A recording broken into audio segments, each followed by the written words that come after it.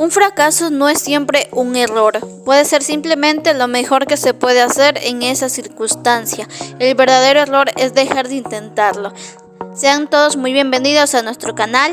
Somos estudiantes de la Universidad Estatal del Sur de Manabí. Y hoy te vamos a hablar sobre la teoría de Skinner, Bandura y el enfoque de Vygotsky.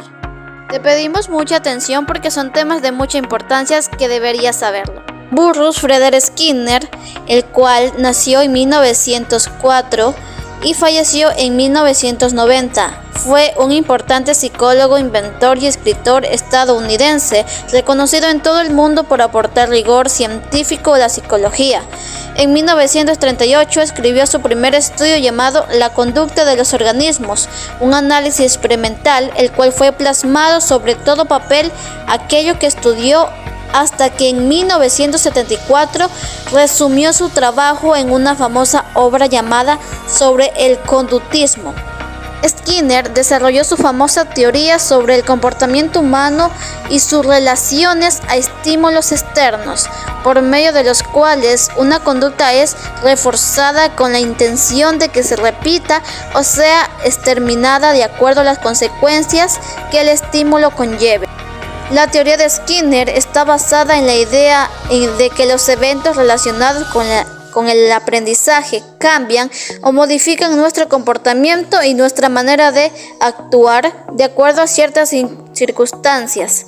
Estos cambios son el resultado de las respuestas individuales a los estímulos que experimentamos.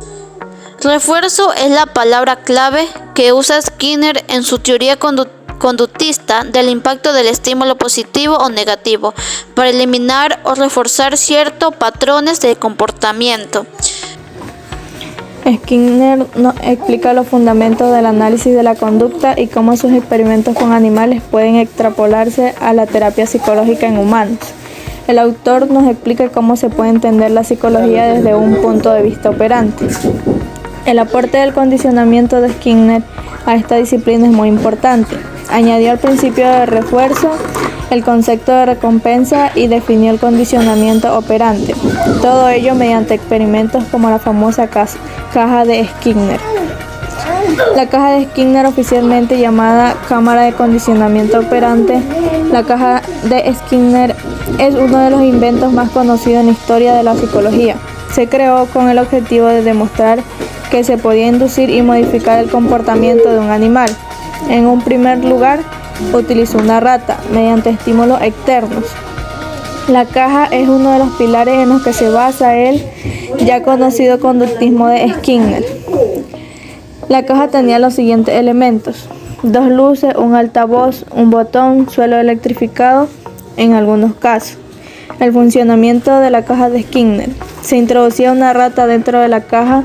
Normalmente se le privaba de comida antes para su motivación para alimentarse fuerza mayor.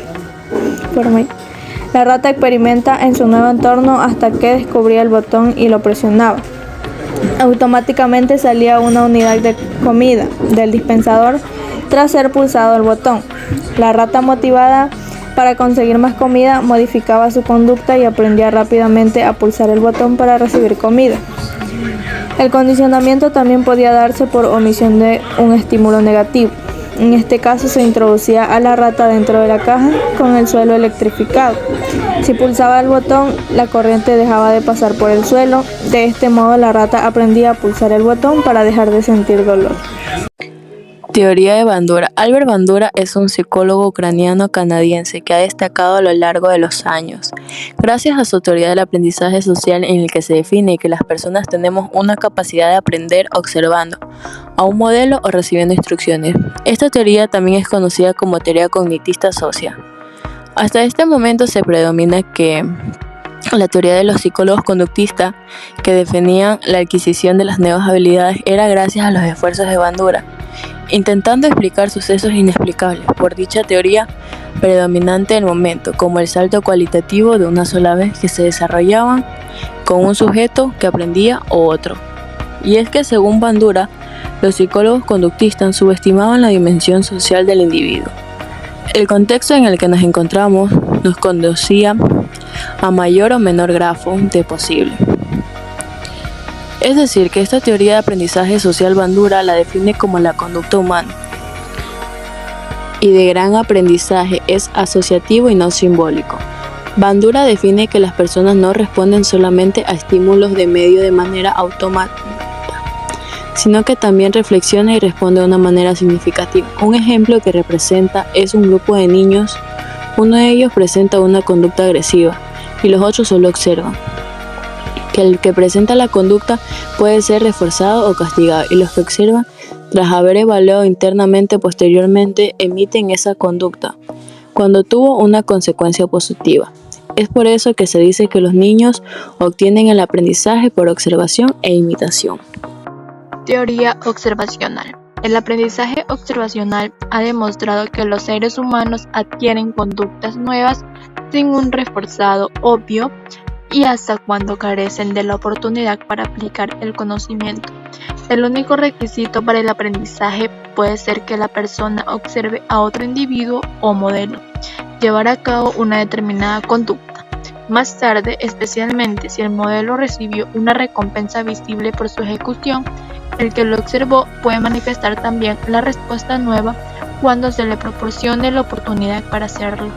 De acuerdo con esta teoría, el comportamiento no se desarrolla exclusivamente a través de lo que aprende el individuo, directamente por medio del acondicionamiento operante y clásico, sino que también a través de lo que aprende indirectamente mediante la observación y la representación simbólica de otras personas y situaciones.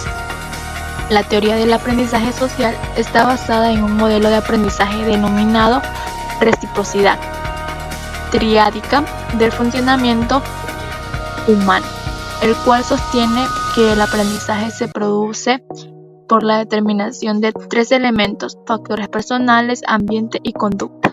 Estos tres elementos interactúan constantemente, lo que facilita el aprendizaje. En dicha teoría del aprendizaje social y en concreto en el aprendizaje por la observación o modelado, Bandura estableció 4 pasos. Atención. Si vas a aprender algo, necesitas prestar atención. Si estamos nerviosos o distraídos, el aprendizaje no será tan efectivo. Retención. Debemos ser capaces de retener todos aquellos a los que hemos prestado atención. Normalmente lo guardamos a través de imágenes mentales o descripciones verbales. Reproducción. En este punto es donde reproducimos el comportamiento. Motivación. Realmente la acción de repetir no se llevará a cabo a menor que estemos motivados para imitarla. Como podemos observar, Bandura, a través de su teoría del aprendizaje social, afirma que una persona es capaz de aprender a través de la observación y de la imitación, aunque posteriormente las realice o no dependerá de sus características personales y de la motivación que tenga. El enfoque de Vygotsky, teoría del constructivismo social, consiste fundamentalmente en considerar al individuo como resultado del proceso histórico y social donde el lenguaje desempeña un papel esencial. El conocimiento es presentado como el proceso de interacción entre el sujeto y el medio, pero el medio no solo físico, sino también social y cultural. Establece que hay 2 tipos de funciones mentales, las inferiores y las superiores. Las inferiores son aquellas con las que nacemos y están determinadas mediante los genes de cada individuo. El comportamiento que deriva estas funciones es limitado a una reacción o respuesta al ambiente. Las funciones mentales superiores son adquiridas y desarrolladas a través de la interacción social y están determinadas por la sociedad en la que se forma el individuo. La teoría sociocultural de Vygotsky afirma que el desarrollo del ser humano está íntimamente ligado a su interacción con el contexto sociohistórico-cultural. De esta interacción, el sujeto logra desarrollar sus potencialidades, que serán la base del desarrollo como individuo y como aprendiz. Como individuo, logrará desenvolverse en su desempeño personal, familiar y profesional, entre otros aspectos. Así es importante que considerar estos desarrollos lograrán fortalecer las potencialidades de los individuos, su expresión y crecimiento artístico-cultural. Pues como bien lo señala Moll en 1993, para Vygotsky la educación implica el desarrollo potencial del sujeto, la expresión y el crecimiento de la cultura humana. Vygotsky, 1885 y 1934, psicólogo soviético que se interesó por el campo de la psicología evolutiva y por el estudiar las funciones psíquicas superiores del ser humano, como el lenguaje, la memoria, la atención voluntaria, el razonamiento y solución de problemas. Vygotsky desarrolló sus trabajos hacia finales de los años 20, pues Revolución Rusa, y en una época de cambios políticos y sociales orientados a la constitución de un Estado socialista, marxista, y en donde desde el materialismo dialéctico se intentaban explicar la condición humana y sus acciones como influencia de su contexto social.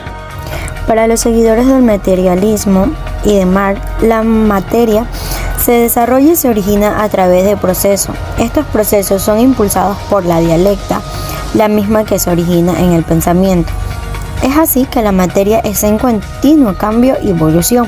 Según Matos, en 1996, Vygotsky formuló una teoría a fines de los años 20, en la que se planteaba que el desarrollo ontogénico de la psiquis del hombre está determinado por los procesos de aparición de las formas histórico-sociales de la cultura. Es decir, que Vygotsky articula los procesos psicológicos y los socioculturales, y ahí nace una propuesta metodológica de investigación genética e histórica a la vez. El lenguaje de Vygotsky estaba favoreciendo para las condiciones y el contexto social de los individuos. Así también hay una relación entre la actividad concreta y el desarrollo cognitivo de los mismos. Este desarrollo se puede aprovechar por el uso de los signos como un método auxiliar. Un ejemplo tenemos que si para resolver situaciones de aprendizaje o cómo identificar fuentes de información para un ensayo, me ayudo con un calendario de ideas o un recordatorio que debo indexar a una nueva fuente cada día, usando los signos. La habilidad de identificar y crear signos para cada actividad cognitiva era según el propósito de la misma. Según Vygotsky, en el año 1993 se había alcanzado una forma de conducta a un orden superior, pero por otro lado, según el autor, nos puede asumir que la analogía del significado de los signos y la herramienta desde una función era mediadora para ambos significados que cumplían con las funciones.